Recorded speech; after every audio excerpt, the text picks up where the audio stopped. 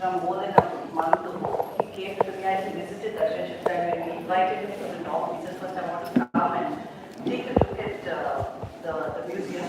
So he came with his daughter and both walked around the museum. And he came back completely energized and said that this is the perfect place for me to really talk about sustainability because you have examples of vernacular architecture which really are designed based on climate and rainwater harvesting and how to drain off excess water in the case of Kerala houses and how to conserve water in the case of Chitran houses. So he came back quite convinced that Dakshin Chitra is one of those places that he feels is very apt to take on the message of sustainability. And he also said that he would help us develop a climate and literacy program that we can then incorporate into our educational activities over here. So he says that the climate sensitive homes that we have in Dakshin Chitra are the perfect backdrop to educate children and adults. Professor Jagatarajan's current interests include urban water and urban floods. We're all seeing the images that are coming out of Bangalore and earlier out of Pakistan. His areas include urban water, urban floods, sea level rise, wetlands, climate change, and outreach.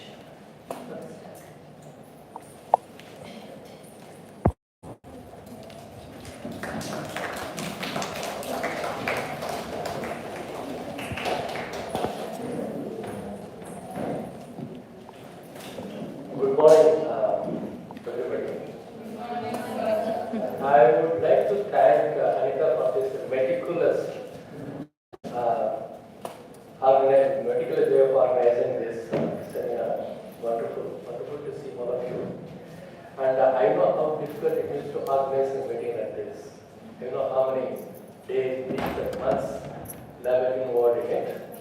It is just not a question of inviting the speakers and also the audience. It's very difficult. I think she has done a wonderful job. Congratulations to Anita for this wonderful event.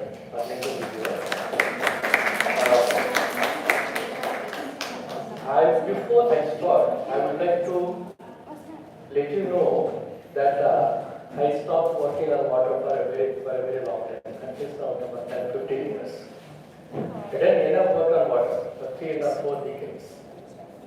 Now, working on water is not going to be of any use today because water is only one part of your biosphere and atmosphere, and everything is now in bad shape.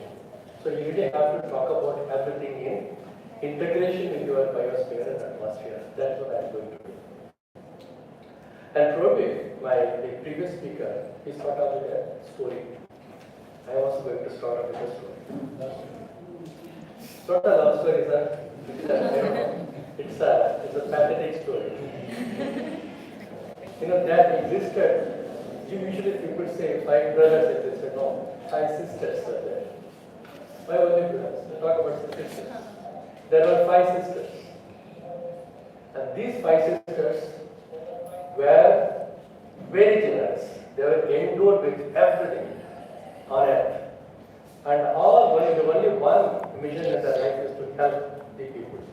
So they have been helping the people right and left. Everything they have is meant for the people because they have so much of property, so much of assets, and which they have inherited. So they wanted to give to the people. They have been giving right and left. And they found pleasure in doing that. At some stage, I'm trying to close as much as I can. At some stage, these sisters were themselves in deep trouble. They don't have enough even for meeting their own needs. They were crying. They don't know what to do. Nobody was there to help. Nobody was there to help. Even then, people are approaching them for help. They still try to help, but they could not. They are crying. You know who those sisters are? 5 elements. The elements. What? The 5 elements. 5 elements of what? Of the earth, like Yes. air. Yes. That's the biosphere and atmosphere and sun. And these are land, air, water, Agni, ocean, sun, and ocean. and all of them are undeterred, and atmosphere. They are undeterred. Land is polluted, very badly damaged. Air is polluted, water is polluted, atmosphere is polluted, and sun is now reflecting very badly on it because there is no protection. And we complain about what? We complain about heat. We complain about heat waves. We complain about collapse of the biodiversity. We complain about floods, droughts. We complain about declining agricultural production, declining fertility of soil, everything, all bad things. Tell me, is there anything which is really good today in our biosphere and atmosphere? Everything is bad. That is why this cycle. Our biosphere and water features. So you talk about the water feature in the context of what is happening in your biosphere. So following this, there are three phrases. Know more to act. The idea of this meeting, which Anita has organized, is to know more. Not only to know more, but also not to neglect, no more neglect. No point in only knowing about it. Prabir made so much of a speech, a big speech about the need for maintaining the water body, the need to connect with the environment and ecology. So no more neglect, better connect with the ecology and environment. And finally, don't hide behind climate change. That's also very important. What does it mean?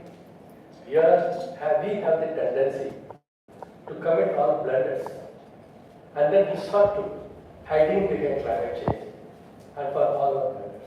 There is you come across an urban flood. Urban flood will occur if you do all kinds of structures everywhere in an unplanned manner. There is no urban planning. There is no proper scientific urban planning. Naturally, you will come across flood. You will all be living in an inundated area. That is inundation. Don't call it a flood, and then don't resort to hiding behind climate change. That's what we are doing. Just have to come across just 1 hour's rainfall. The streets will be flooded. There will be news item climate change. So what to do? You have to pay for it. So this is hiding behind climate. Let's not do that also. It's at the same time, let me tell you, climate change is not a fiction, it is happening. But then we have the tendency not to understand climate change, don't even know what is climate change, but then we coolly hide behind climate change for all our blunders. So that is the kind of introduction I would like to give. Now let me go to the substantive part of it. I don't know how many slides I can finish. I'll keep talking. And when your time is up, you can let me know. I will conclude. So this is our biosphere. I quickly go over it. You've got a land mass, you've got a hydrosphere water, you've got atmosphere. Let's see how bad they are. And you see every part of your lithosphere, which is basically land. Every part of it, every part of our land, whether it is delta, whether it is a desert, there's a hilly region, there's a coastal region, or it is a agricultural land. Every part of our land is so badly damaged. I just want to give you one example. The Western Ghats today is considered the water tower of South India, Western Ghats. And the Himalaya is considered the water tower for South Asia. Do you know how badly they are damaged? What do you know about the Western Ghats? 3/4 of the dense forest in Western Ghats were lost. As per the data given by very famous ecologist, what's his name, I forgot. And it's a wonderful study he has done. And that the loss of 3/4 of the dense forest in Western Ghats is really contributing to flood. And that's anthropogenic. It is not natural. We are still working on creating more tourism spaces in the Western Ghats and more quarrying work, more industries, housing, all kinds of things, and we are destroying the forest. How are we going to get rain? So this is only one part of the lithosphere. Every part of our lithosphere is now getting destroyed, and that is where we are now going to pay a huge price in the distant Himalayas. It's too bad. If you really watch whatever is going on in the Himalayan rivers, originating originating from Himalaya, you see there's a huge change in the flow pattern. It's a seasonal pattern is completely destroyed, and it's unseasonal. You will know when the water flood is going to come. That kind of a situation. And so the Himalayan ice melts is hugely taking place, and all of them is going to make your Himalayan rivers no more perennial and going to become seasonal in a very, very near future. And this is our atmosphere. Our atmosphere is now spread over 6 layers up to a distance of something like 600 kilometers. This is the different layers of atmosphere, and do we really respect our atmosphere? How many people know that our existence depends upon the existence of atmosphere? We take our atmosphere for granted, isn't it? Who gave us the atmosphere? This atmosphere is evolved over such a long period of time, millions and billions of years. And this is what is really making your living comfortable. And if this atmosphere doesn't exist, you won't have air to breathe.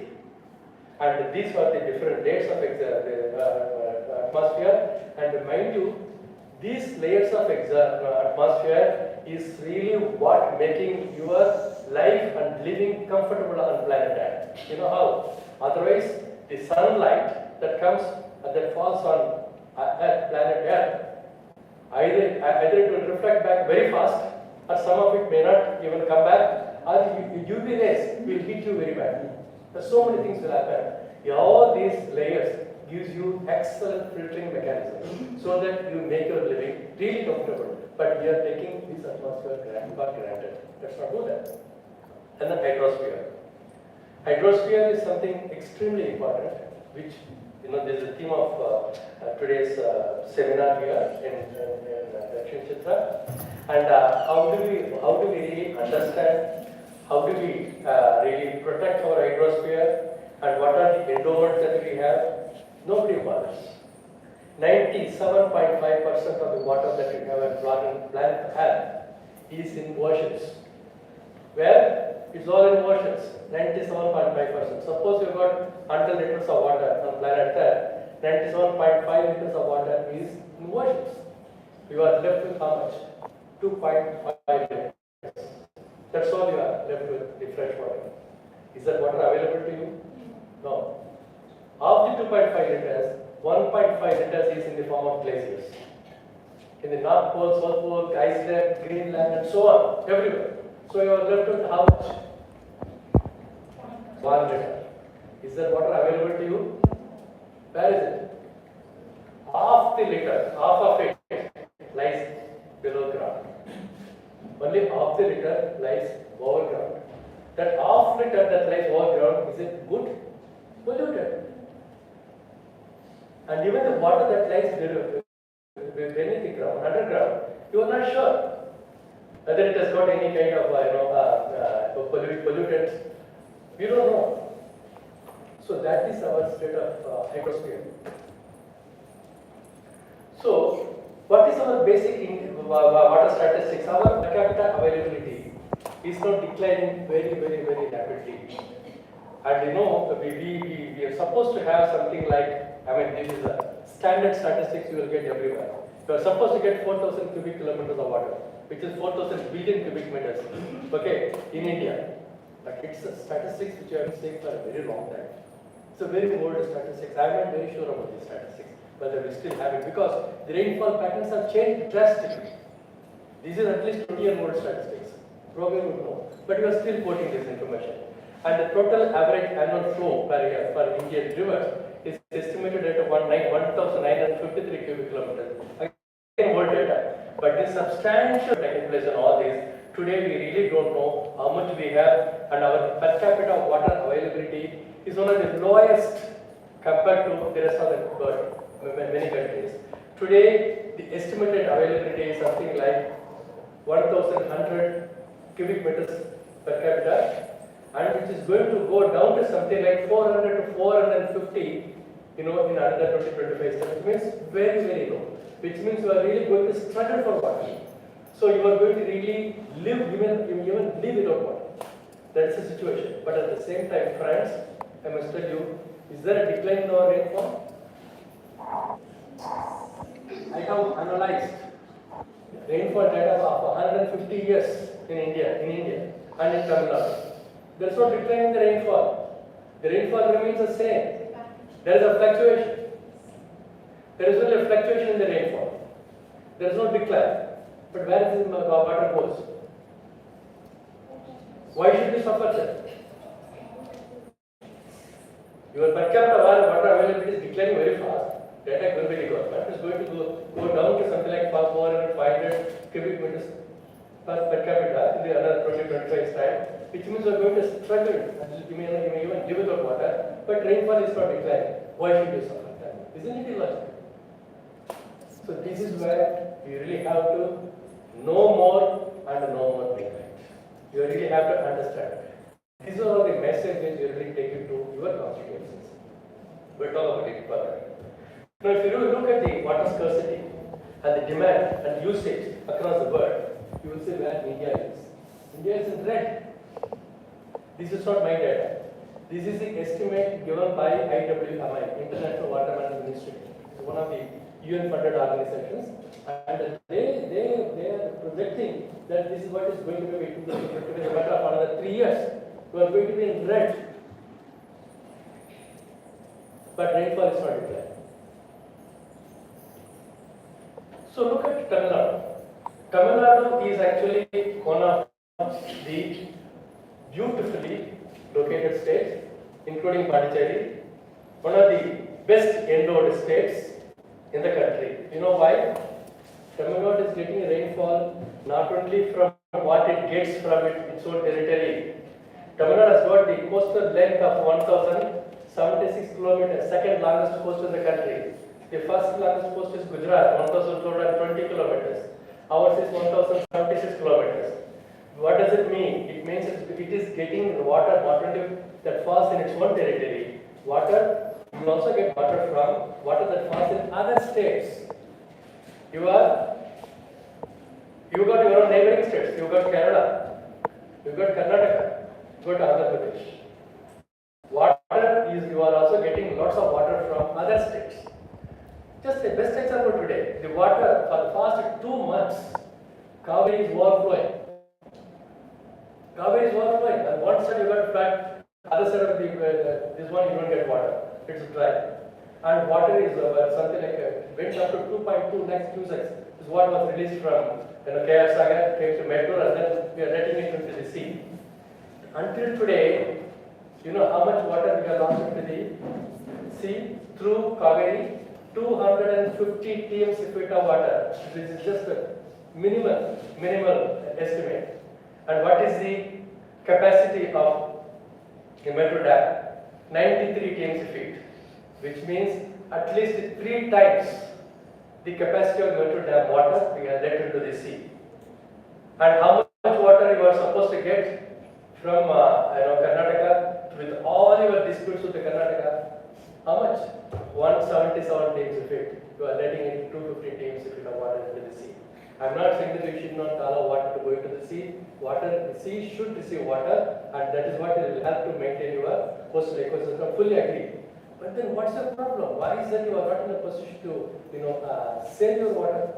Not only here, even in other parts of the state, including Pondicherry, in Chennai, water you are abundant. You get abundant rainfall, but you are not in a position to save water.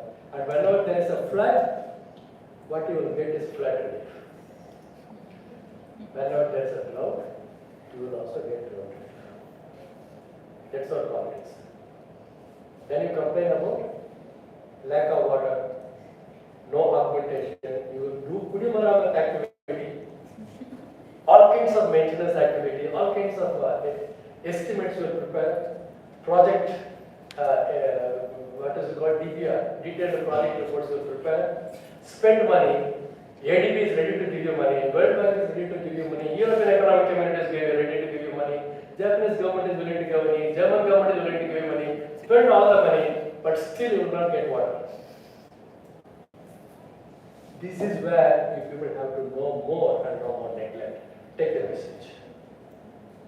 So today we got 17 river basins in Tamil Nadu. We are supposed to get 17.5 billion cubic meters. That is 6,618 TMC of water. I am only saying that there is so much of water, and there are 39,200 irrigation tanks, water bodies, and millions of tube wells and wells.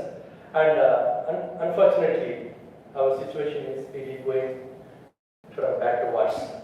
But you need to understand this in a context. What is the context? You don't look at your biosphere and atmosphere in isolation.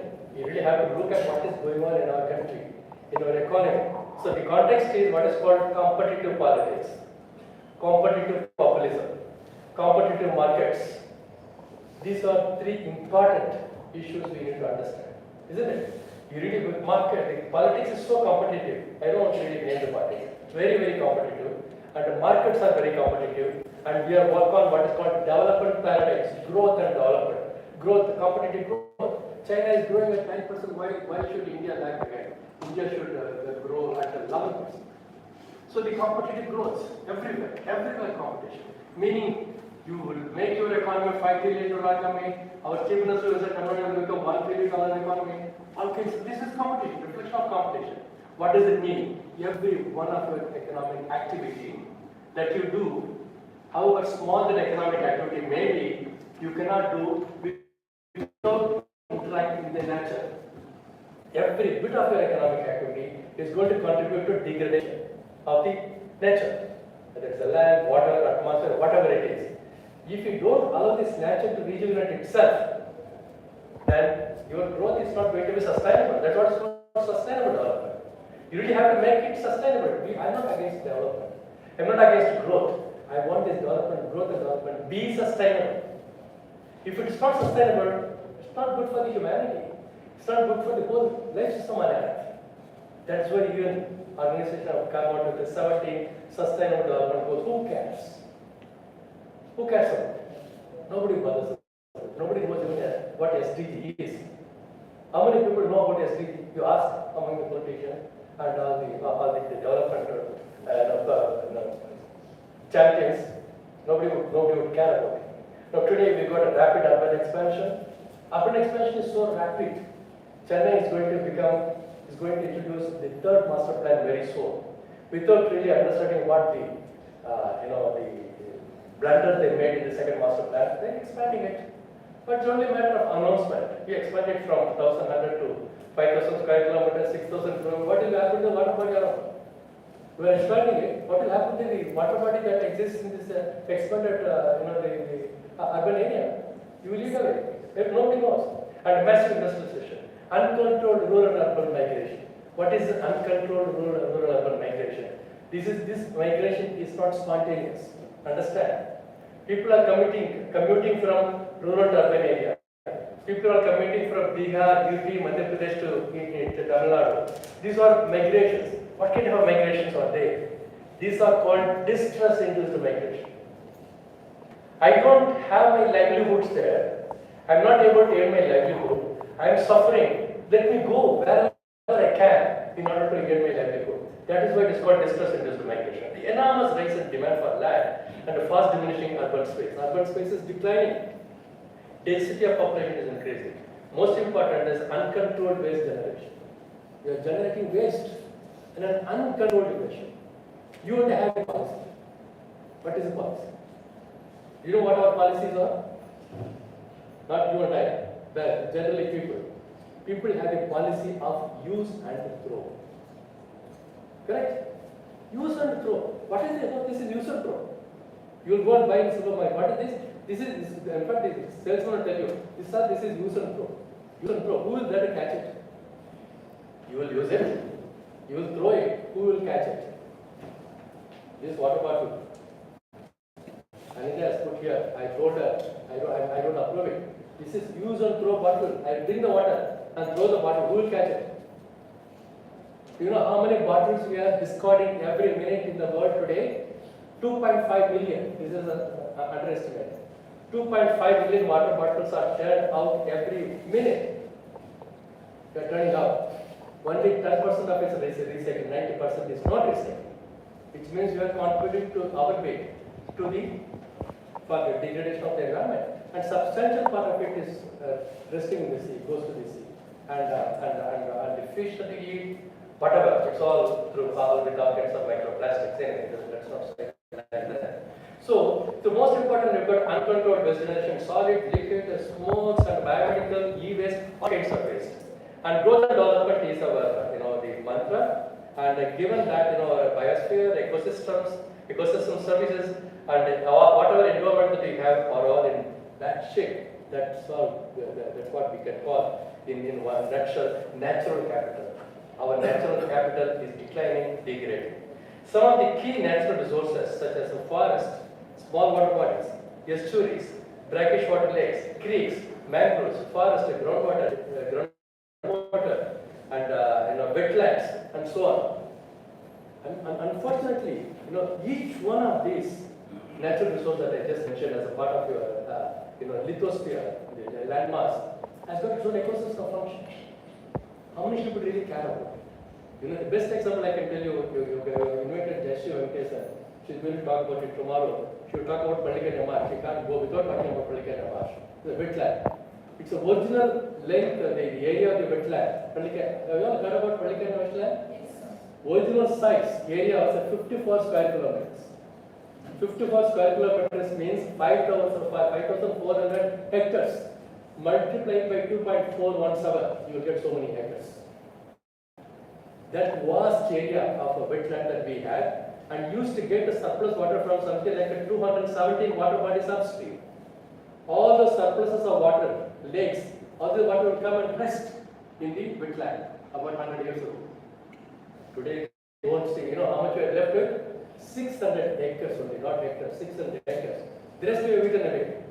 We have eaten away by way of constructing road. We call it IT park. IT park. Satyabama University, got a global hospital at IIT Madhya. That's a border. You can imagine how and what exists in this border. There's only one wetland. We go and see near Pulikat Lake. There's Ennur wetland. And then you got Muttukad wetland. And then further you got Marakana, Pondicherry, and the Tiruvarur, Kadalur, Tiruvarur, up to Kanyakumari. You got a series of wetlands. Unfortunately, we are losing all of them. In Kerala, Kerala also is very, very well known for lots of wetlands. We are losing all of them. Wetland has got its own life system. Wetland has got its own importance, a very important ecosystem. If our landmass existed, particularly landmass existed, Chennai would not suffer from water at all. That was giving not only reproduction of the biodiversity and also recharge the groundwater. Today we don't have anything. It is polluted. It has occupied lots of garbage. The Greater Chennai Corporation has utilized 220 acres to dump the garbage for 20 years. We call it legacy waste. Anyway. So that is the kind of scenario that we have developed thanks to our growth and development. Absurdity. See, absurdity is what is absurdity? Technology driven, growth and development, and for whom to whom. This is what I always ask. We are driven by technology, but we should be driven by science, not technology. I just give you an example. Seawater desalination. Okay, seawater desalination is a technology and that gives you good water to drink. Yes, but I don't want the technology because I get 1,400 millimeters of rainfall here. So much of water, I would put in effort to save water wherever I can, and my drinking water problem should be over. Why do I need so much of desalination plant at a huge cost and borrowing loan from ADB and World Bank? Why should I do that? This is technology driven development. Be careful. You should be driven by science. You should know what is really happening. It's not that you're just spending money on converting seawater into desalination water. Let all the good water, fresh water, go into the sea, take the seawater and then treat it and then drink. You tell me, do you need this science? Or do you need this technology?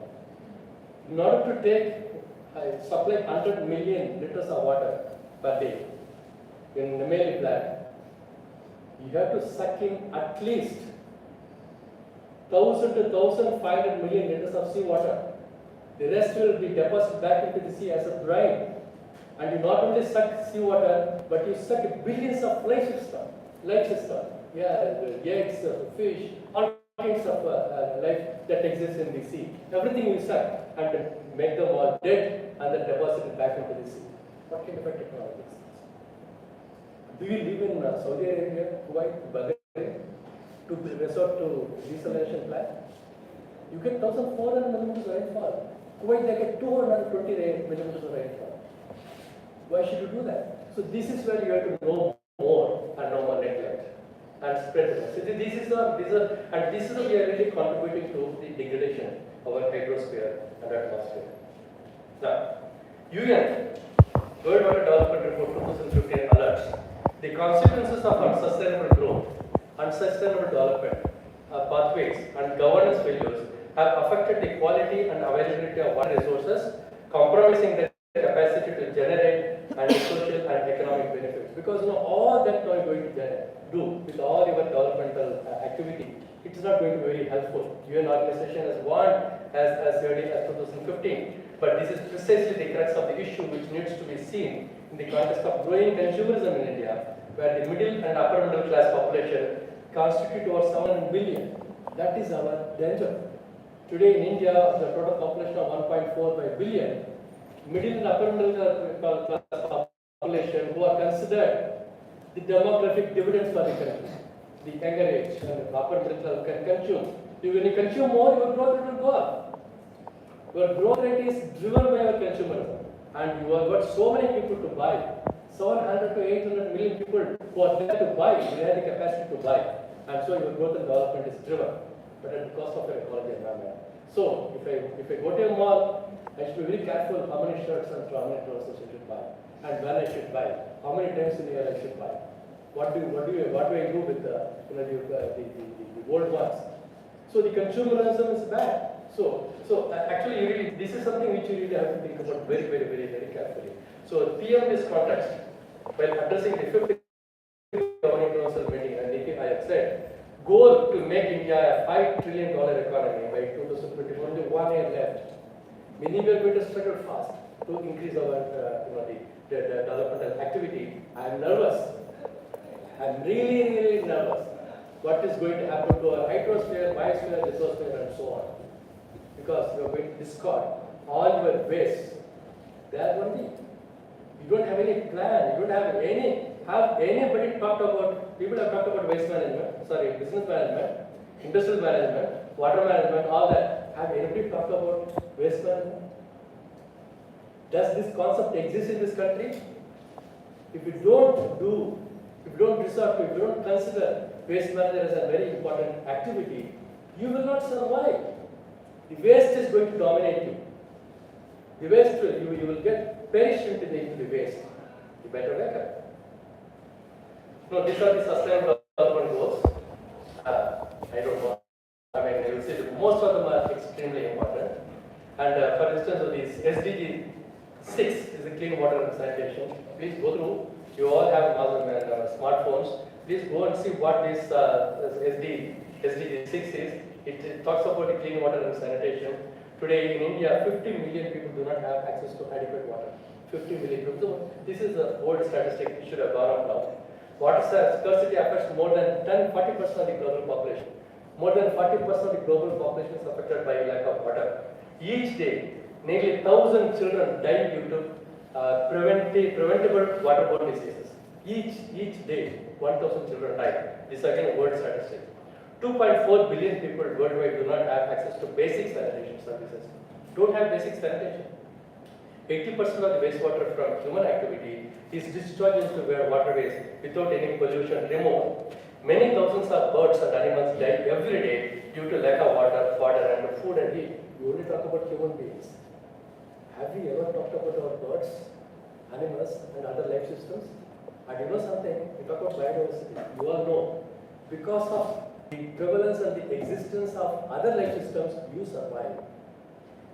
It is not that human beings can survive in isolation without the survival of the other life systems. These life system is dying. Life systems are dying. Many birds, we have lost many animals. We have lost many microorganisms. We are losing everything. You won't get food. You won't get anything. So it is in your own interest you have to protect the other life systems, animals, birds, and so on. So they are all dying for water. climate action. This is something very important. This is the SDG 13. If you look at the climate action, 1991, I attended the Kyoto Protocol in a place called Kyoto in Japan. At that time, people are only talking about climate change and nothing else. Believe me, many people didn't know anything about climate change. They only talked about climate change, climate change, climate change. It was like, mantra. Everybody was talking about it. Today, the words have changed. In the last 25 years, look at the jargons, how they changed from climate change.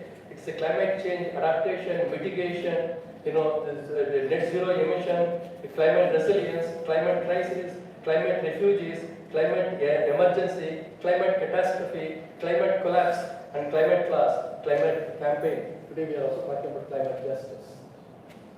You see how the phrases have changed over time. What does it mean? Which means the climate change has become a real issue which is going to affect our next lives. That's what it means. But then who cares? There's always, global dialogue on climate change taking place through what's called COP, Conference of Parties. So UN organizes meetings. It takes place every year. The last meeting was held in Glasgow, you all know it. And the next meeting where is it going to be? Every meeting is going to be discussed. The Paris meeting in 2015 gave lots of hope. Unfortunately, it didn't get through. And Trump refused to sign, and now US is completely withdrawn. So they are not going to work on the net zero emission. Who is going to work on net zero emission?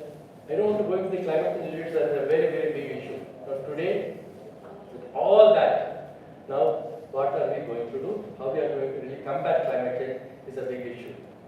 Now, this latest warning from IPCC, they say that without more mitigation measures, global mean surface temperature might increase by 3.7% to 4.8 degrees Celsius by 21st century.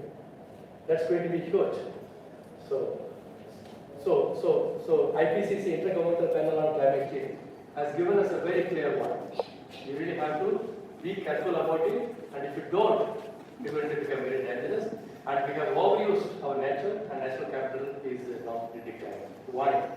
This so-called economic development, the greed for profit, comfort, and luxury is destroying our planet Earth and more rapidly than anticipated. I'm not saying this. This is said by IPCC. So what are we going to do? No, and then SDG 14, life below water.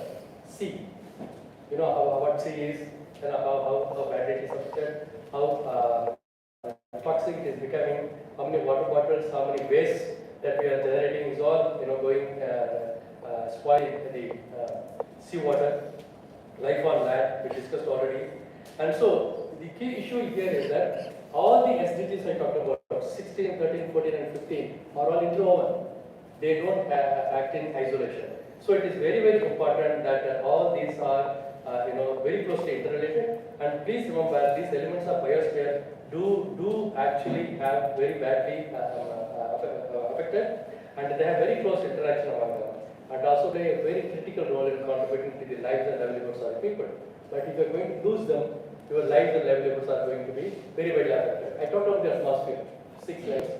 This is what the scientists are predicting. There's going to be atmospheric collapse. By 2060, they are even suggesting the month of July, there is going to be atmospheric collapse. If these 5-6 layers of atmosphere they collapse, you and I cannot survive.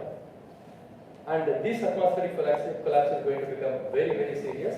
And I don't know whether anybody is talking about it. And this graph tells you that how many Earths do we need for our survival today, given the fact that the given growth and development activity. If you want to follow the lifestyle that US and Europe are following, you need 4.5 planets. The whole world cannot follow that kind of lifestyle. And if you follow the lifestyle that India has, you need only 0.7 planet. And if you follow the lifestyle that is followed in major parts of Africa, East and West Africa, you need only 0.5 planet Earth. But then the other parts of the world, they are enjoying a lot, and they, with that kind of the pleasure and the sources that people enjoy, you need 4 to 5 planet Earths. This is where we talk about the climate justice. Anyway, so there are very, very many fundamental questions context. There are many things I have to tell you, but unfortunately, I don't. So the in Chennai and Periyar area, 3,600 water bodies. It's all put in JS. Unfortunately, they are all missing. This is the given drainage system. See how closely they are interacting. The development have actually corrected that. So it is completely sort of encroached, and that is why you come across flood. Lots of issues. And tanks and groundwater, there's a mismatch. Tanks used to be the major source about 50 years ago. Today, it is on the bottom, the rock bottom, and the groundwater has become the biggest source. And on the 22nd of March, we had World Water Day. The theme of the World Water Day was how to make the invisible visible. What is invisible? Groundwater.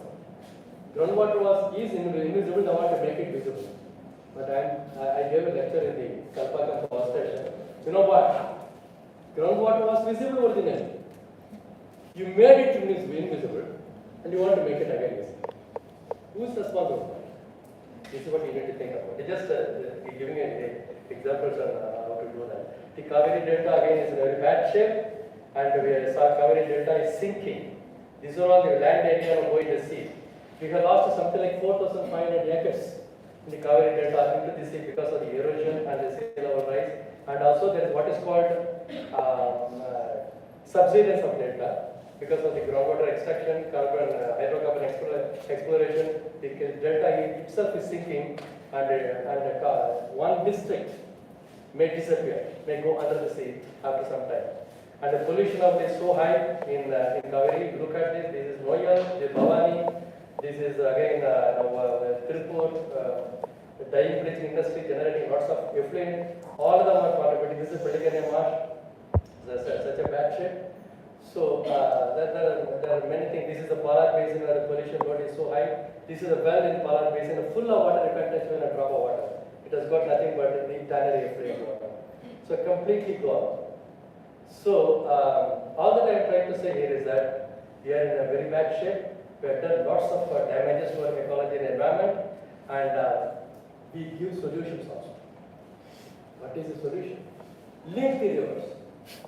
Will be all. Interlinking of rivers. In 2015, when 2003, when Vajpayee was the Prime Minister, he said with 4.5 lakh crores or 5 lakh crores, we can link all the rivers in the country. But today, we are not done anything. You need another 50 lakh crores, but it is a bad science and bad economics. It's not going to help. Alternative to water scarcity is not to resort to ecological calamity and environmental disaster. Don't do that. All that you need is to look realistically what is existing, what you can preserve, what you can protect. And our mother earth is big. This diagram has to. We have to work together towards saving our planet. Thank you. I have to finish it.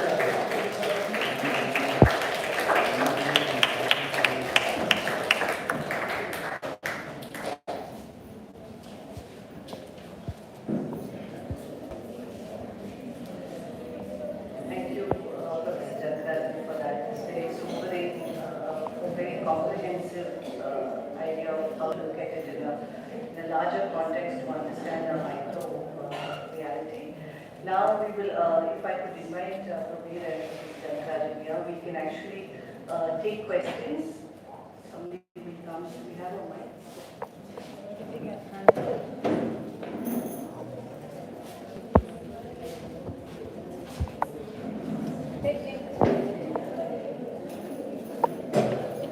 Where is my fellow interns?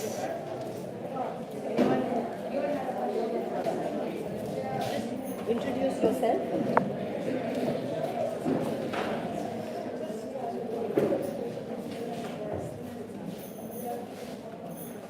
Yes. What's up? Good afternoon, sir. Myself, Malavika. I'm a student of economics from Salamanca College. So first of all, I would like to appreciate you all for taking up this initiative, because what young generation claims is that it is the generation gap that's actually working here, and elderly people are not really worried about it because, Okay, so I've got like many questions. I don't know how to put them into one. But then we were talking about technology. So do we need to say that technology green technology is a scam? That's one question. Like, I hope that's understandable. Is it too general? Please do specify. Okay. And in a broader perspective, how can the United Nations bring in a better mechanism to kind of induce regional development or regionally balanced development so that there is less rural-urban migration? Because what I understand from the speech is that because of the uncontrolled migration, we have to focus much on the urbanized areas. The density over there is increasing, and we are working on what's already there. Like we are concentrating on that area. So how can we improve the rural areas so that there is lesser concentration in the urban areas? And another question would be from this one. It is due to, from what I understood is that we don't have, water is going to the oceans because there is no space in the ground for the water to go to the groundwater and replenish it. So isn't concretization and also this urbanization that's already that's basically leading to this problem of flooding in Chennai and all other metropolitan areas? So how can we actually curb all these things? So first one would be how to focus on the urbanization, how to bring in an ideal level, and what can you will do with respect to this this particular point, and also is technology a scam? Green technology. Green technology.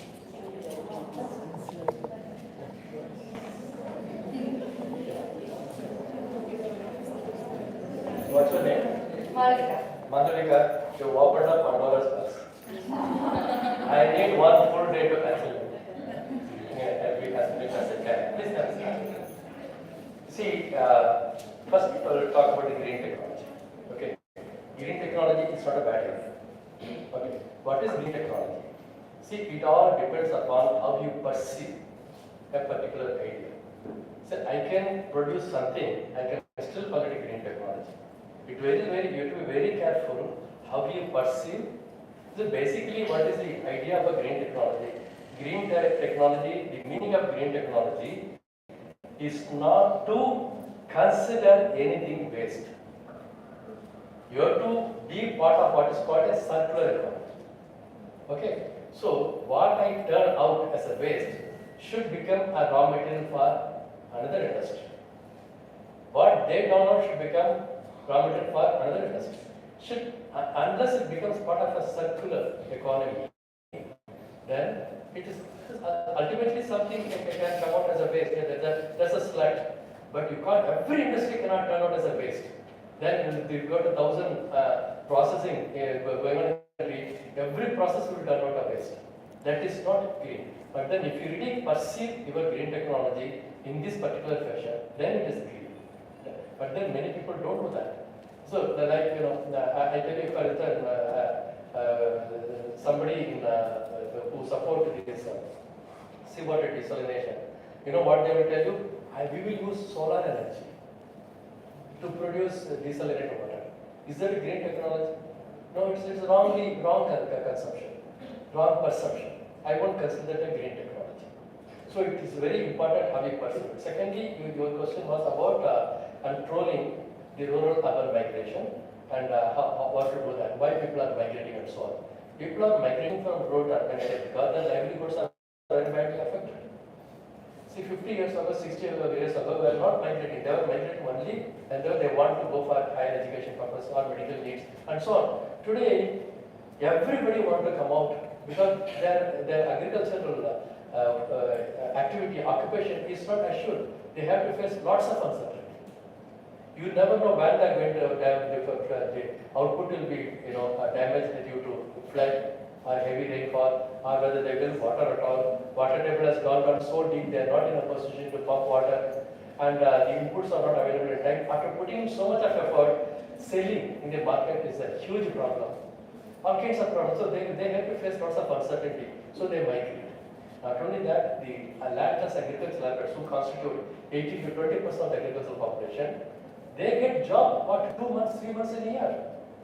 Do you think they should starve for the rest of the year, for 9 months? So that their livelihoods are not assured. So they migrate.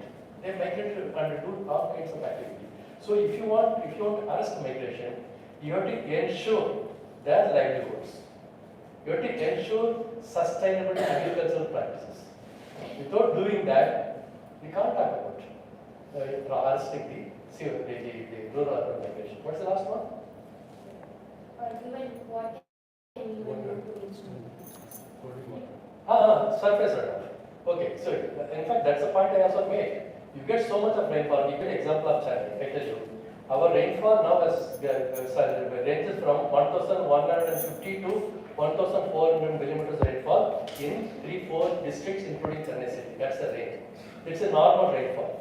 During extraordinary years, you get up to 2,000 millimeters, 2,500 millimeters. Okay, and you are also right that we have created all kinds of impervious surface, all concretes everywhere. So that concrete, the pervious surface, that kind of pervious surface you are losing, and finally what happens? The percolation is stopped. So today surface runoff in Chennai is 90%. If there is a rainfall, suppose you get something like 30 times of water through rainfall in a particular year, 90% of it goes to the sea. Only 10% of it stays somewhere. Nobody knows where. You may ask, what do you do with so much of rainfall? Where can you store it? Actually, I showed you the map, and there exists a 3,600 to 4,000 water bodies around China. You can easily save up to 70 to 80 TMC feet of water in all the water bodies. Easily. And Chennai city's requirement today is only 1 TMC feet per month. So for 12 months you need 12 TMC. For the whole Chennai metropolitan area, you may need 25 TMC feet of water. But you can store 70 TMC, 80 TMC feet of water. If you deepen it, you can store even more. Even if there are 3 consecutive years, you can survive. But we are not doing that. Complain about the flood. 2015 was considered a flood of the century. 2016 was considered drought of the century. Isn't it a huge contradiction? How can that happen? Can I ask you a question? How do we increase the percolation of rain into the fields, into the not the urban centers, but into all the land that's around? Because the percolation is damaged. Then there's no building of the water. Absolutely. It's a very good question. This question is very important because today groundwater has emerged as the most important water source in the country, because 80% of our drinking water comes from groundwater today. 90% of our drinking water, industrial water, comes from groundwater. 70 to 80% of agriculture need comes from groundwater, and groundwater has gone down very deep. There is a growing mismatch between extraction and recharge. What you recharge is much less compared to what you extract. That is what is called a competitive deepening. You deepen your well, my water goes up in the well, I deepen my well. So there is a competitive deepening. And hydrologically, you are ending up in a very, very big disaster. Today, we have reached a stage where we have overexploited, and we have also reached what is called depletion. Depletion is a stage where there is zero groundwater. There is no water at all. It's like emptying your deposit. Put your ATM card in the bag, in the machine.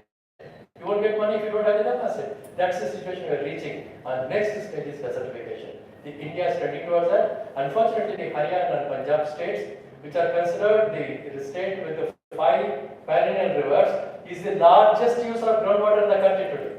Can you imagine? Followed by Rajasthan, Gujarat, Madhya Pradesh, UP, Tamil Nadu, Karnataka. Every state is extracting groundwater right and left. Now the question is how to redeem it. You have to deposit. Very simple. How to deposit?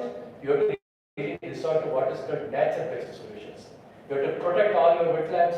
You have to protect wherever possible. You have to avoid, concrete structures. Maintain every one of your water bodies, small, big, kulam, kuttai, eri. You've got thousands and thousands. Every village has got 15, 16 kulams. There are hundreds and thousands of temple tanks besides areas, lakes. All of them dry, but you will see a lot of water going in the sea, going through Kaveri.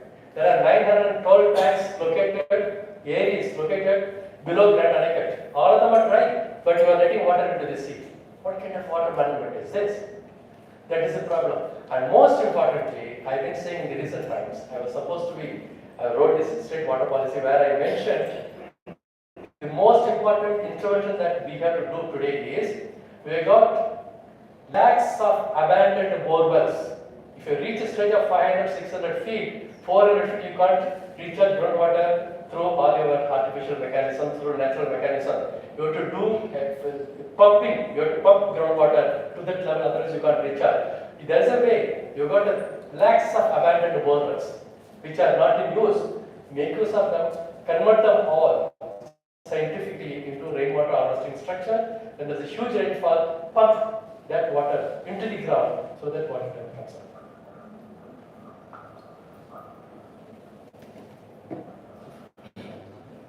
Just to mention a few more things. We're talking about green technology. Today, actually, what we see is that most of the governments suffer from a disease called projectitis. They want to just do projects. So it's not whether the project is needed or not. They're getting funding from somewhere, so they have to do the project. And they will give a texture of sustainability, green technology. So one item may be green, but the remaining 99% is not green. So you have to be very wary about what is being projected and not be misled by that one component. Like one of the meeting in Hyderabad organized by Niti Aayog, we work on coastal issues as well.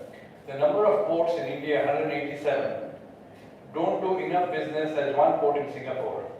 So why are we having so many ports, which is causing a problem of erosion and all that? So I was showing how Indian ports are functioning badly, 20% efficiency and so on. And just after me was a presenter from Delhi. He was talking about Sagarmala project, building 300 more ports. And the moment he came, people started laughing because they said, he just talked about the non-viability of ports, and he's going to talk about they will spend some 1 lakh crores or something on these ports. And he was saying, he showed sustainable development and all that. So he showed roadways coming all along the coast and industrial development. So the Niti Aayog advisor asked, what is this sustainable development? No, we are going to train, we are going to do skill development for all the people on the coast. What kind of skill? So they are going to make them into industrial workers. So but they are all farmers, they are fishermen, they are not depending on your jobs. They are self-employed and they can manage on their own. No, we will give them skills. You mean to say a 60-year-old man will start learning electrification or something and do some job? He's quite happy catching fish or doing farming or salt pan or whatever. So he had no answer. And slowly, the whole thing became such that he actually ran away. He became, because he was using all these words of sustainability and green technology, planting trees. You remove the agricultural farms and you have to plant trees all along to show that, because you have to make some roads and you have to show green things. So you just show plant trees. Who's going to take care? Nobody knows. So that is about, you have to be wary about green technology. The second thing you mentioned was rural areas migration. There cannot be anything from UN. You have to work locally. In Pondicherry, what we have done, Pondicherry is in a smart city. Okay, so we started a parallel thing called Smart Babur. Babur is the rice bowl of Pondicherry, which is a village 16 kilometers south on the Kerala border. We said Smart Babur. Why don't we talk about smart villages? Because if the village is smart, so we worked on a lot of issues, like they're rich in agriculture. So it could become agricultural tourism destination. It has a beautiful lake, Babur Lake, which is full of migratory birds. So you can promote tourism and provide alternative livelihoods for people there, so that the young people there could actually become, become entrepreneurs and do business in Babur. Why should they, take a vehicle and come all the way to Pondicherry to do some clerical job or run an auto?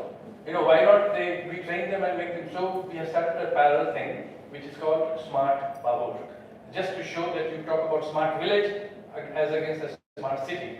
Because if the villages are smart and they can take care of the area, Pondicherry will never fall short of food because they have enough to supply to Pondicherry. But if that gets destroyed and they migrate, then we have to go to other places for our food requirements. Thirdly, about the water bodies. I don't know if you were there in my presentation. We are treating the 85th water body, which is a 20-acre land right on the coast. In fact, the water bodies which were created by the Cholas, we are not adding, we are just making them disappear. Now, the simple logic would be that if the population is growing and urbanization is happening and you stand on your balcony and you see the huge amount of water which is falling on the roads and draining into the sea, I mean, we should be ashamed of ourselves. But we are seeing this water just flowing out into the sea, and even spaces which were ponds, which is actually the space for water. Now people have built around it and encroached upon it. Even in Pondicherry you can see all these encroachments, and during the rains, because they will get inundated, they put pumps and drain it out into the sewer line. So this was space for water. Why did you encroach upon it? And now you are saying that the villain, that is the villain, water is the villain. So we have to drive it out from here. So you drive it out. So the work that we are doing is rejuvenation. If the population increases, we actually should build more water bodies. In fact, this was told by a young kid in one of the consultation meetings. He said, why don't we make more water bodies so that we can have more water? So it's so simple. If the population is growing, we make more water bodies. So we have to work actively in the local level. You cannot come and do something in Andhra or in Gujarat, but in your area, through your college or your school, you can take up some water body and see how we can restore. So it's time for action. Awareness time is over. We are long past it. We have gone into a crisis state. Now it is action, results-based action, where we can see results. We can see that it has changed. You have brought a transformation from what it was a year ago and today. You should monitor that transformation. You have to involve people around it, the community, the schools. So time for serious action. So otherwise, the last story that I talked about, it is going in a direction. We can turn it around and bring back that. Thank you. Next question. Good evening. Good afternoon, sir. So I'm from Stella College, an economics student. My name is Yoga Priya. So one thing that I really liked is when you said we have to be driven by science and not technology. But in the earlier times, like sir said, during the Chola Empire and all of that, I think the technology that they did was basically scientific. It was based on science. But this disintegration between the present technology and science, do you think is it because of the new concepts of global consumerism or capitalism, or due to the fundamentals that is wrong in the education system? So that's the confusion that I have. Don't worry. You don't have to be confused about it. I'm not saying that all technologies are bad. See, technology is not a bad word. But all that I'm trying to say is that you should be driven by science. When I say you should be driven by science, take into account your sustainability. If you don't give priority to your sustainability, every activity should be a sustainable activity. You don't do it just for the sake of fulfillment of a particular wish today. Tomorrow, somebody has to be worried about what is tomorrow. Tomorrow is a future generation. If you are going to see, for instance, groundwater, we are enjoying our groundwater so much. You can't allow the groundwater, the future generation to starve off of groundwater. They may not know even what the groundwater is if you're going to deplete entirely. So you got technology to extract as much as you can. You got a vertical bore, you got a horizontal bore, you do all kinds of things. With one bore, you can suck water from groundwater that is available at 1 kilometer distance. You got technology. You can dry up the entire subsurface. Hydrogeological will become hydrogeologically. You can do anything. It's possible with the technology. But the future generation is going to be very badly affected. So that is why you have to be very careful about it. In fact, Prabir was saying also with regard to the Sagarmala project and so on. The important thing is you are driven by profit there. That is what is really creating profit. I tell you an example of the biggest port that is going to come up in Chennai, in a place called what is it called? What is it? In the north of Chennai. Yeah, there's a big. What is that place called? Adani port. Kattupalli. In a Kattupalli, that big port is coming. You know what? That port is going to become the world's second deepest port in the world. If you want to construct the deepest port in the world, you have to have objective conditions, available there. It should be conducive for you to use that kind of object condition. But if it's a shallow sea, in a shallow sea, you cannot have a deeper support, which means you have to go 1 kilometer inside, construct all your dikes and all kinds of things, and then take away all this sand, put them all elsewhere, and then make everything, raise it, destroy the indoor wetland. Entire ecosystem will be completely distorted, but you will grow probably 1,000 or 2,000 trees, and you will say, I am making the area green. What is this? So this is where you have to be very careful about using your technology, what you need and what you don't need, okay? Whether the science is necessary or whether technology is necessary or not, and you really have to think about sustainability. Which is the This technology is actually very necessary.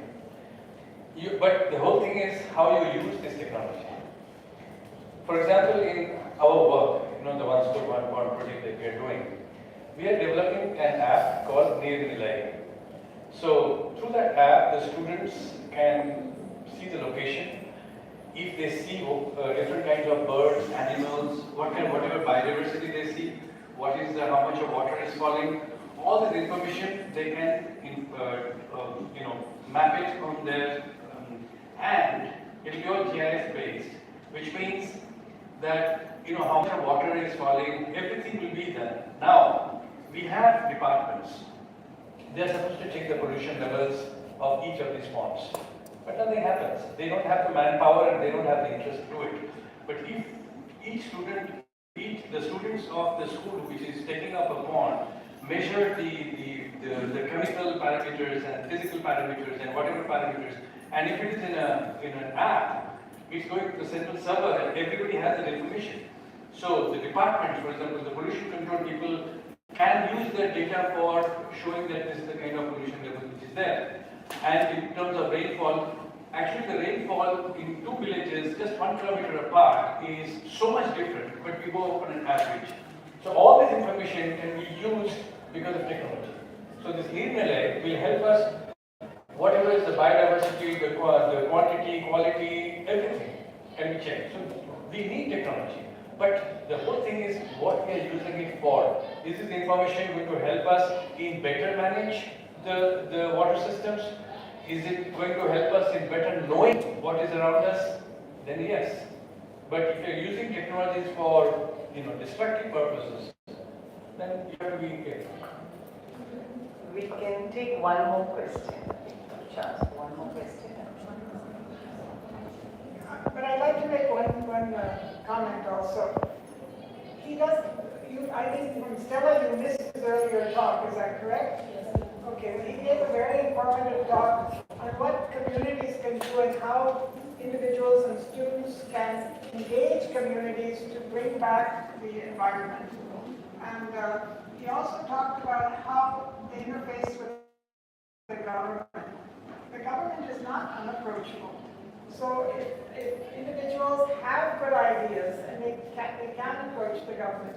We did a Cool campaign with Intact quite a few years back. And at that point, this was in the early 80s, not a single sewage treatment plant was working in Madras. All the sewage was going into the Cool and the area. The pumping stations weren't working. So there were 84 pumping stations. If they don't work, the pumping stations have to take the sewage to the sewage treatment plants. So they were dumping everything into the riverways, which is why our rivers are so polluted. But as individuals, as different organizations collaborating together, we went to the government. They put us on a committee. They brought in a training agreement with Severn Trent, which was the British equivalent of PWD.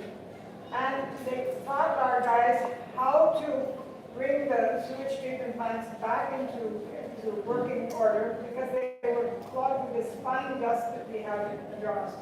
They gave prototypes for how to get the pumping stations to be effective and how to get those working. Now it's not perfect. They increased the sewage treatment plants. I just want to say that this was a group of individuals who took a petition around to all the schools and colleges to get them signatures to say we want the rivers clean. And that was presented to the government. The government took action and put us on a committee. And the result was that we have less sewage going into our rivers than we had before. So I'm just saying that there's a lot of individual action that can happen. You don't have to think, oh, I can't do anything because I'm just an individual. But you have to get a group of people together. You have to collaborate with different organizations. And Stella, have you looked at your canvas?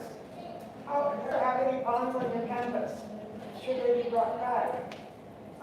One of the reasons Madras floods is because it was the city of tanks, and everybody filled up all those tanks.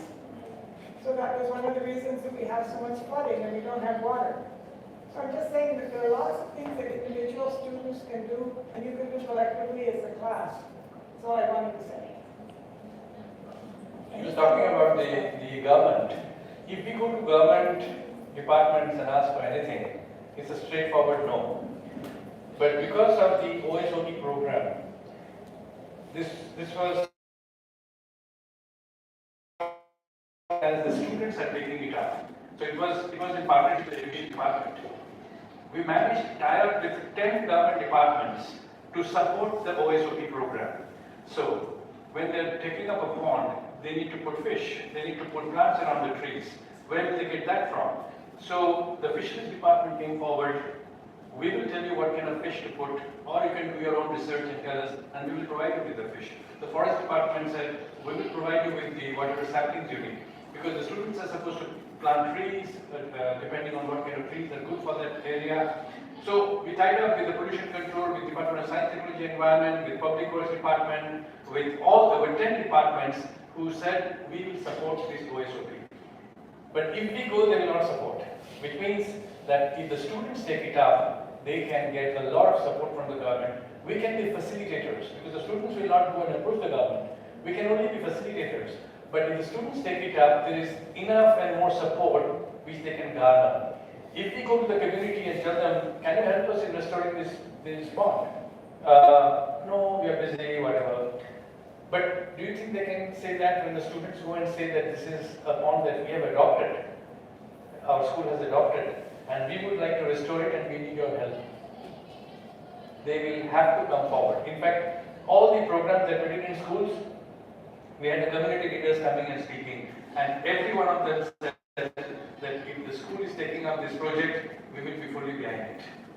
This also helps the students to interact with the community and take up projects which they can work jointly on, and that's also going to develop interpersonal skills for the students. So there is a lot of help. It's a question of the strategy of how you approach the government, how you approach any problem for that matter. And if you're smart in pitching it the right way and picking the right direction, there will be acceptance. There will be acceptance, support, overwhelming support, in fact. I think strategy is the right word. We work on them strategy. Strategy, focus, clarity. That's what you need. Passion. Passion, yes. So I'm Hasina from Economics Department, Salamanca College. So I have a question that you told that migration is just because they lose their livelihood and they don't have a proper life to live there. So basically, we have an economy which is based on agriculture. Though we stand on industrialization, agriculture is like a backbone. We tell that 50% of the economy is contributed by agriculture. But we are losing our agriculture productivity just to say things like lack of water and climate changes. So instead of working on water management or doing all preventive measures in urban areas, can't we do that in rural areas so that agriculture can be revived and migration can be reduced? Like it can be a circular flow, right? So why can't it start from rural areas? Because we have a lot of banks, Noel, Bhavani, Kaveri, everywhere, but we are not using it properly, right? So can't we bring that measures in rural areas first, and then we can bring it to urban areas so that we can reduce migration, and then it will be a equitable development all over. In fact, instead of 100 smart cities. They could have done 1,000, probably 10,000 smart villages. Because the kind of money they're spending on smart cities, most of it is absolutely waste. It's not required, it's just redundant, they're just doing some showbiz. It's not going to make the people smart, and it's not going to make the city look smart at all. They should have invested more in the smart villages. And that is what I was talking to you about the Smart Bahul project. It's about seeing how we can support the rural areas. You're saying that agriculture is a big, the biggest part of the economy. What do the farmers get? Have you ever thought of that? You talk in terms of economics for who? What about the economics of the farmer? Who is talking about why are there so many farmer suicides? So we are looking, even when you talk about history, you talk about history of the people in Delhi. You don't talk about the history of the fishermen. If you see the history through a fisherman's lens, it is going to be quite different from the people sitting in Delhi and what we are, the kind of history we are living. So let's not say that economics, because it's the big thing that the farmers are making that kind of money. They're not. They're in distress because now, especially with the climate change and there's different, suddenly too much of rain and too less of rain, they're suffering. So how can we provide alternative livelihoods? Why is it, there's a whole, people have done a lot of research to see how the farmers actually get benefited, not through subsidies, but there are different actions need to be taken. But those are not being taken. So we need to work on smart villages. I totally agree with you that we have to work more on the farmers because the cities, they will survive. They're affluent. But we need to develop more, alternative livelihood opportunities for the people in the villages, rural areas.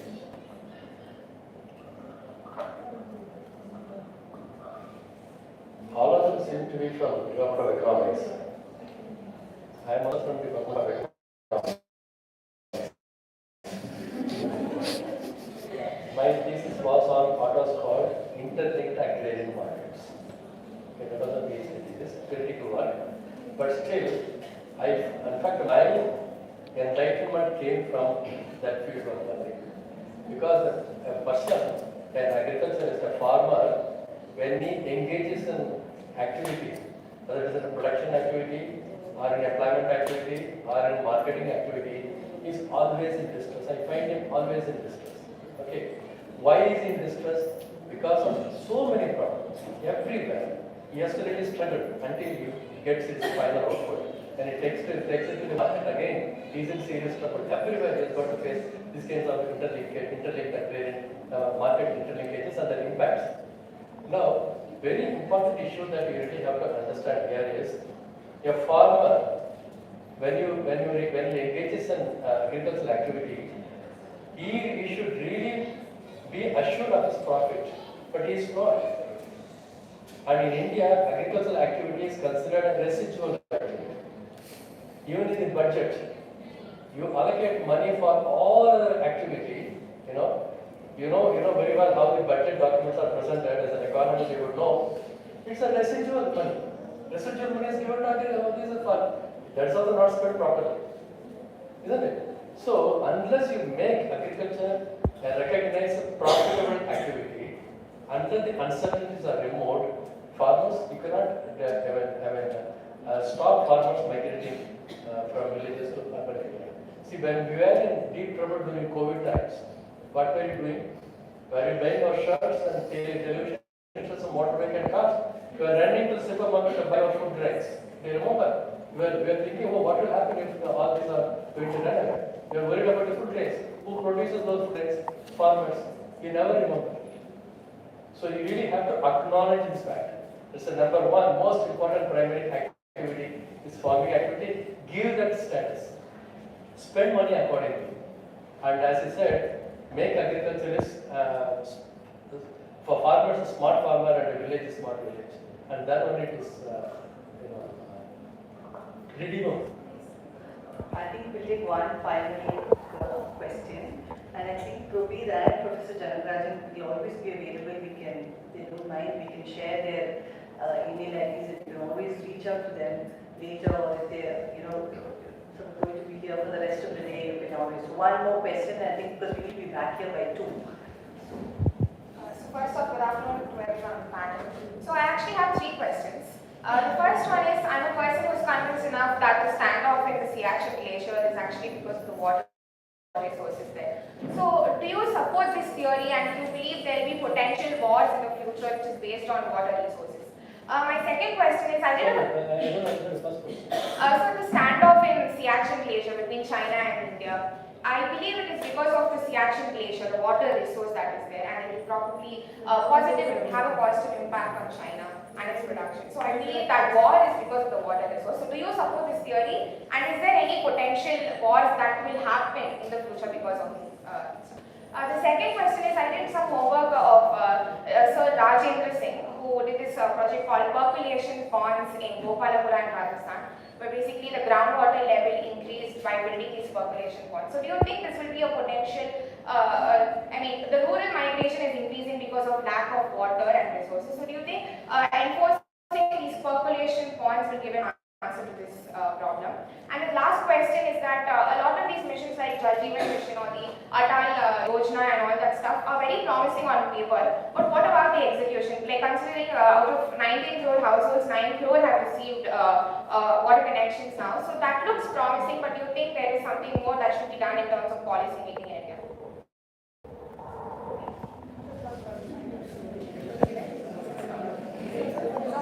The problem with China and India in the Northeast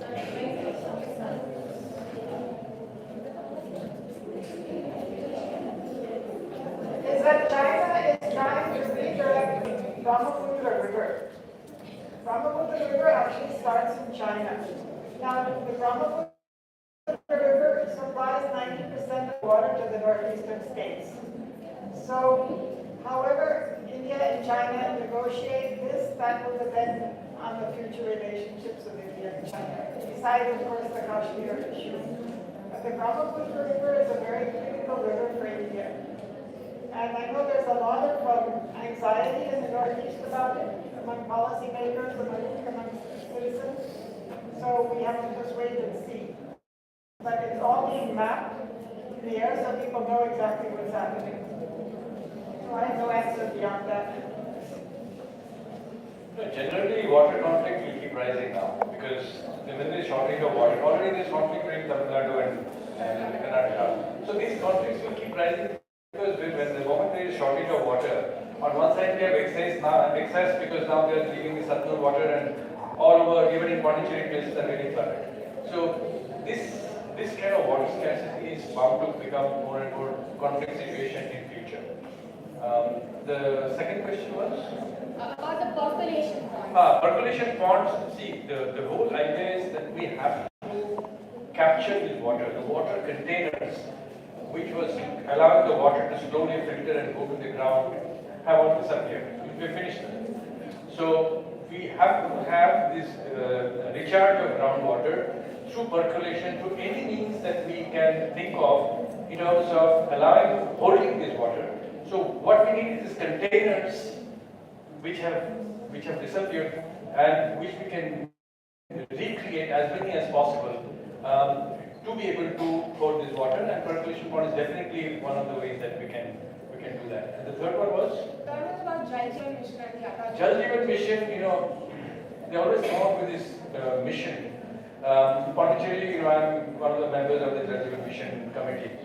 But the focus is all on how you supply. Every Pondicherry is 100% covered. Every house has a tap water connection. But what is more, and something which we have been asking for many years now, is to do a water audit.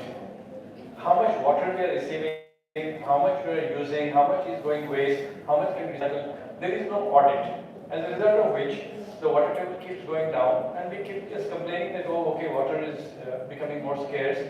Bahur, rice bowl area, 650 feet below, it is salt water.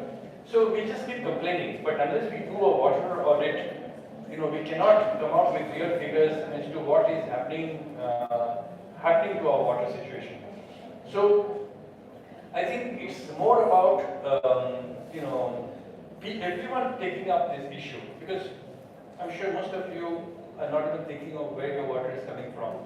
We are just concerned about the tap to my glass. That's my awareness and consciousness about water. From where this water is coming, where this water is going, nobody knows. In Pondicherry rural areas, the municipality connects the drain to the closest water body because they don't want to spend money on STPs and so on. So just connect it to the closest water body. And this Jal Jeevan mission, you are not talking about increasing the quantity of water because the population is increasing and you need additional amounts. You're just talking about how you can supply. So you're looking at one side of the thing and not on so we had been asking that, can you not spend this money, more money on the rejuvenation of ponds and tanks? But that is not in the agenda. I mean, though it is there on principle, it is not in the agenda of the government to work on that because they want to work on those more on contracts and things where there's a lot of vested interest. I seek your indulgence. There is one question from NCC. China's thing, I would completely agree that it is because of this action and so on. It's more political. More political. China has been aggressively following the strategy of landmass acquisition everywhere, doing all over the world that way. The only part of it, they want to really climb bigger watershed consolidation. So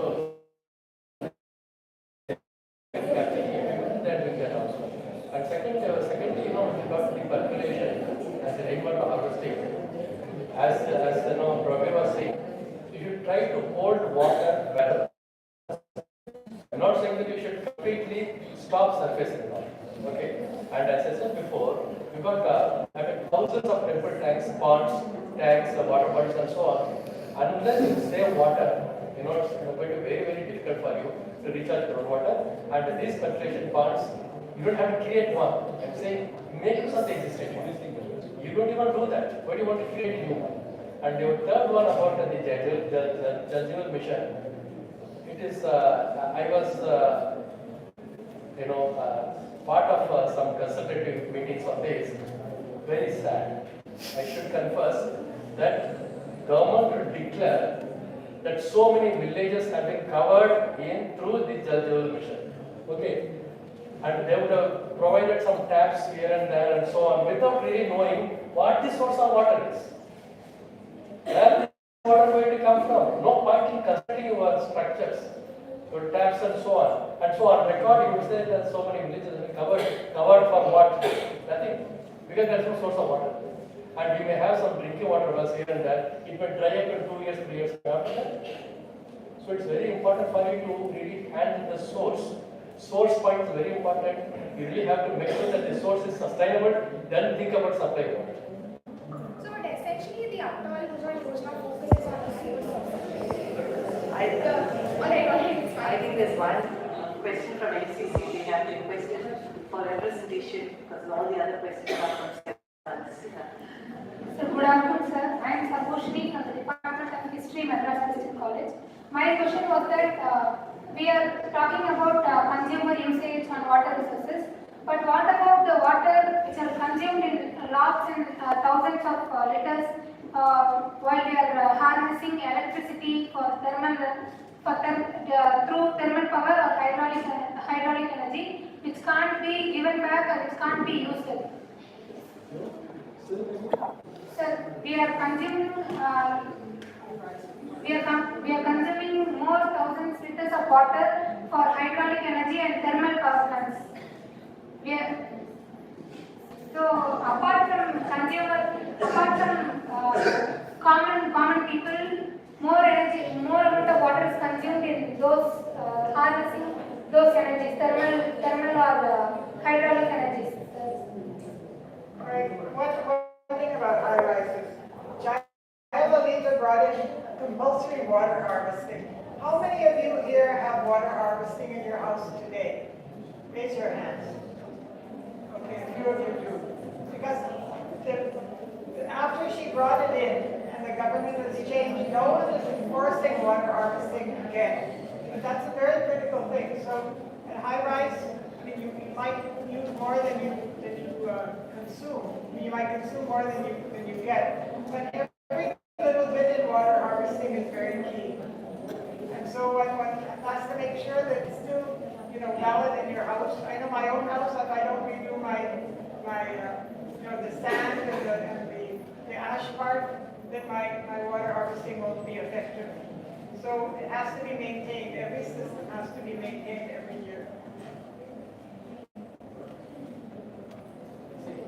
Hydro energy, after power generation, water flows down the river. It is not waste. And similarly, thermal energy, when they use, it is also reused for some sort of cooling purposes.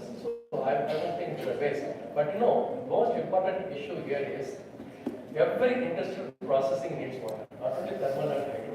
Every industrial processing, every activity needs water. But the issue is how you really dispose of the waste that you generate. That is what we should be really worrying about. Particularly the textiles, the tanneries, and the chemical processing. They use quite a large quantity of water. Unfortunately, the water is never recycled.